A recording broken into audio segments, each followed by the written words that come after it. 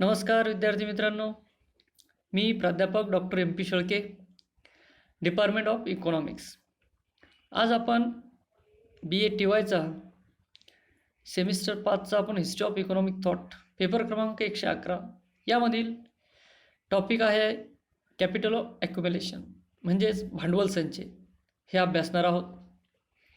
नेमकं भांडवल संचय म्हणजे काय? आता ॲडम स्मिथच्या विचारामध्ये आपण या अगोदर बघितलं आहे, डिव्हिजन ऑफ लेबर बघितलं आहे, थिअरी ऑफ व्हॅल्यू बघितलं आहे.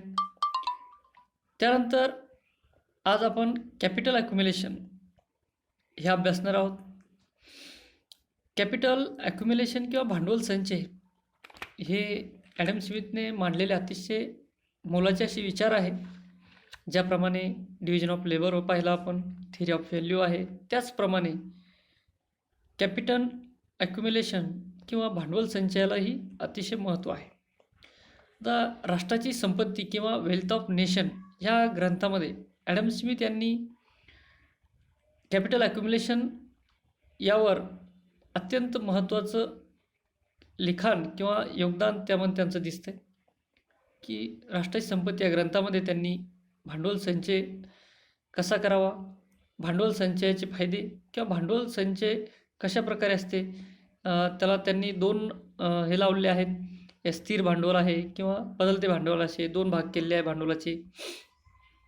तसेच त्यांनी भांडवलाची गुंतवणूक कुठं करावी व कशी करावी, कशामध्ये करावी, त्यासाठी काही कसोट्याही दिलेल्या आहेत. हे आपण सदर प्रकरणामध्ये अभ्यासणार आहोत.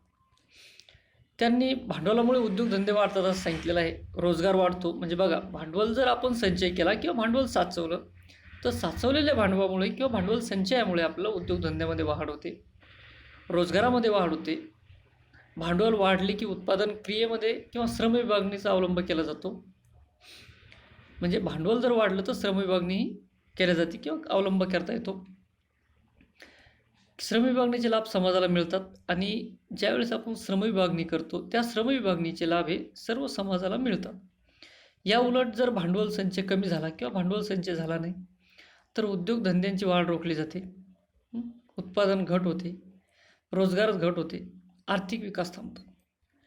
म्हणजे त्यांनी सांगितलं जर भांडवल संचय झाला तर काय होतं, उद्योगधंदे वाढतात, रोजगार वाढतो. भांडवल वाढले की उत्पादन क्रियेमध्ये श्रमाची विभागणी करण्याचा अवलंब केला जातो. हे झालं भांडवल संचय झाल्यामुळं. आता दुसरा त्यांचं सांगितलेलं आहे आणि याचे भांडवल संचयाचे लाभ हे किंवा भांडवल संचय झाल्यामुळे श्रम विभाग लाभ हे समाजाला मिळतात. तर हे झालं भांडवल संचय. पण भांडवल संचय झाला नाही किंवा भांडवल संचय कमी झाला किंवा भांडवल संचयामध्ये घट झाली तर काय होतं, यावरही त्यांनी सांगितलेलं आहे.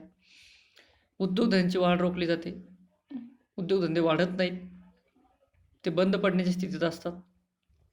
उत्पादन त्याने उद्योगधंदे कमी झाले म्हणजे उद्योगधंद्यावर अवलंबून असणाऱ्या व्यक्तींचं जे उत्पादन आहे, ज्यांचं उत्पादन उद्योगधंद्यावर अवलंबून आहे किंवा व्यवसाय उद्योगधंदेच आहे, अशांचं उत्पादन घटतं आणि अनेक रोजगार आहे. आज जे काही इंडस्ट्री एरिया असेल किंवा रोजगार आहे, ज्या ठिकाणी आपण मोठमोठे इंडस्ट्रीज आहेत त्या ठिकाणी जे वर्कर लोक आहेत, जे कामाला मजूर आहेत, यांना रोजगार मिळतो. जर कंपनी किंवा व्यवसाय एखादा बंद पडला तर त्यांना मिळणारा जो रोजगार आहे हा रोजगार बंद होतो. म्हणजे रोजगारात घट होते आणि आर्थिक विकास थांबतो. म्हणजे आर्थिक विकास व्हायचा असेल तर रोजगार भरभराटीत असायला पाहिजे, उद्योगधंद्यांची वाढ व्हायला पाहिजे, उत्पादन वाढायला पाहिजे, म्हणजे आर्थिक विकास आपल्याला दिसून येतो. आर्थिक विकास या घटकामध्ये आपण हे अभ्यासलेलं आहे.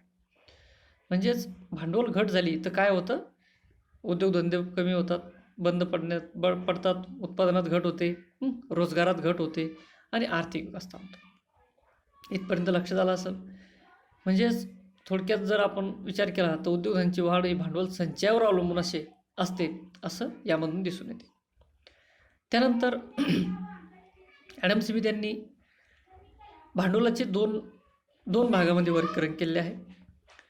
त्यांनी असं सांगितलेलं आहे की भांडवलाचे जे स्थिर भांडवल आणि बदलते भांडवल असे दोन प्रकार किंवा दोन याच्यामध्ये त्यांना वर्गीकरण केलं आहे. आपण त्यामध्ये स्थिर भांडवल बघूयात. भांडवलाची उत्पादन कार्यक्षमता मालकी बदलत नाहीत अशा भांडवलात समावेश स्थिर भांडवलात होतो. म्हणजे ज्या भांडवलाची उत्पादन कार्यात मालकी बदलत नाही. बघा, स्थिर भांडवल म्हणजे काय? तर ज्या भांडवलाची उत्पादन कार्यात मालकी बदलत नाही, अशा भांडवलाचा समावेश स्थिर भांडवलात केला जातो. उदाहरणार्थ काय देता येईल? यंत्रे आहेत आणि त्याची मालकी बदलत नाही ना. एकदा यंत्र आपण घेतलं ते कायम असतं. किंवा कारखान्याची इमारत आहे, एकदा बांधली ती कारखान्याची कायम असते. म्हणजे याची मालकी बदलत नाही. त्याला आपण स्थिर भांडवल असं म्हणायचं.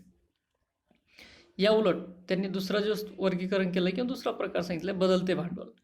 आता बदलते भांडवल म्हणजे काय? आता ज्या भांडवलाची मालकी बदलते, ज्या भांडवलाची मालकी बदलते ते भांडवल बदलते भांडवल होय. म्हणजे बघा, पहिल्यांदा आपण बघितलं स्थिर भांडवलामध्ये काय बघितलं की ज्या भांडवलाची मालकी बदलत नाही त्याला स्थिर भांडवल म्हणायचं. त्यामध्ये आपण यंत्र, कारखान्याची बिल्डिंग इत्यादी गृह धरले आहे किंवा इत्यादी आहे. तर त्या उलट आपण काय बघितलं? बदलते भांडवल. आता बदलते भांडवल म्हणजे काय?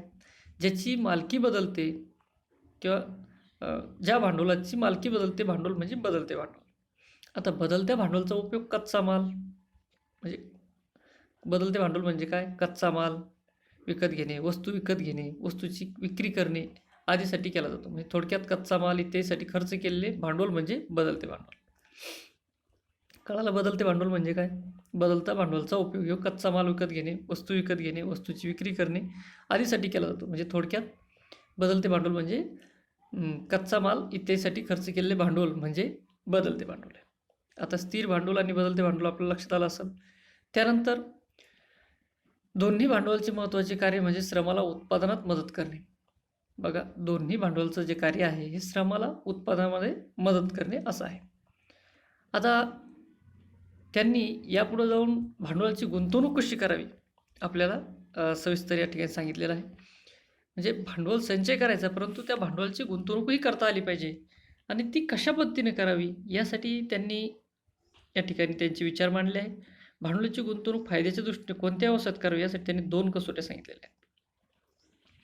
आता पहिली जी कसोटी त्यांनी सांगितली ती आहे भांडवल गुंतवणुकीमुळे भांडवल गुंतवणुकीमुळे किती कामगारांना रोजगार मिळेल. आता भांडवल गुंतवणूक अशा ठिकाणी करायची की जास्तीत जास्त लोकांना रोजगार मिळाला पाहिजे, त्यातून जास्तीत जास्त लोकांचे घरं चालले पाहिजेत, असं त्यांनी या ठिकाणी ती कसोटी मांडली. म्हणजे भांडवल अशा ठिकाणी गुंतवा की ज्या ठिकाणी जास्तीत जास्त लोकांना रोजगार उपलब्ध होईल. त्यानंतर दुसरी जी कसोटी मांडली आहे, भांडवल गुंतवणुकीमुळे राष्ट्राच्या संपत्तीत किती भर पडते. आता तुम्ही भांडवल गुंतवणूक केली, परंतु तुम्ही केलेल्या भांडवल गुंतवणुकीमुळे राष्ट्राला त्या भांडवल गुंतवणुकीचा काय फायदा होतो किंवा भांडवल त्यातून मिळणारं जे उत्पादन आहे त्यात राष्ट्राच्या संपत्तीमध्ये किती वाढ झाली, ह्याही गोष्टी पाहणं महत्त्वाचे आहे. त्यामुळे ही एक त्यांनी कसोटी सांगितलेली आहे. अशा पद्धतीने त्यांनी आपण सांगितलेल्या 2 कसोट्या अभ्यासल्या. भांडवल संचय म्हणजे काय बघितलं, भांडवलाचे प्रकार बघितले, भांडवलाची गुंतवणूक कुठे करायची तेही पाहिलं. आता अशा पद्धतीने 2 ज्या कसोट्या आहेत त्यानुसार शेती, उद्योगधंदे, ठोक व्यापार आणि किरकोळ व्यापार या क्रमाने भांडवलाची गुंतवणूक करणे फायदेशीर ठरते असं ॲडम स्मिथ यांनी सांगितलेलं आहे. आता यावर काही टीकाकारांनी टीका केलेल्या आहेत. त्यांच्या मते स्मिथने भांडवलीचा जो क्रम लावला आहे, कसा लावला आहे क्रम? उद्योगधंदे म्हणजे शेती, उद्योगधंदे, व्यापार, किरकोळ व्यापार असा त्यांनी क्रम लावला आहे. मग टीकाकारांचं जे मत आहे त्यांचं मत आहे की ॲडम स्मिथ यांनी जे काही गुंतवणुकीचा जो काही क्रम लावला आहे तो मान्य होण्यासारखा नाही. तसेच स्मिथने जे बदलते भांडवल असे वर्गीकरण केले, म्हणजे स्थिर भांडवल आणि बदलते भांडवल असं वर्गीकरण केलं आहे आपण आत्ता अभ्यासलं, ते पटण्यासारखं नाही असं टीकाकारांचं मत आहे.